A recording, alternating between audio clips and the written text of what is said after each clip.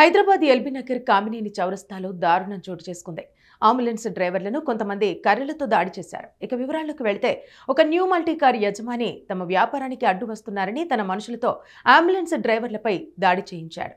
Private hospitals కు రోగులను shift చేసే అంబులెన్స్ లో ట్రాఫిక్ కి ఇబ్బంది కాకుండా ఉండటానికి గత కొన్ని నెలలుగా ఎల్బీ నగర్ లో ఉండే ప్రైవేటు హాస్పిటల్స్ కి అందుబాటులో ఉండాలని కామినేని చౌరస్తా ఫ్లైఓవర్ కింద అంబులెన్స్లను పార్క్ చేస్తున్నారు డ్రైవర్లు. అయితే అక్కడ అంబులెన్స్ పార్క్ చేయొద్దంటూ డ్రైవర్లతో గొడవకు దిగారు న్యూ మల్టీ కార్ ఓనర్. అంతటితో ఆగకుండా అంబులెన్స్ డ్రైవర్లపై కర్రలతో దాడికి దిగారు.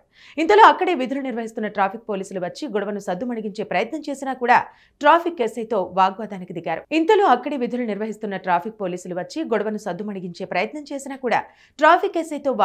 దిగారు. న్యూ మల్టీ కార్ సిబ్బంది. అంతేకాకుండా ఇరు వర్గాలు కర్రలతో దాడి చేసుకున్నారు. ఆ దాడుల్లో పలువురికి గాయాలయ్యాయి.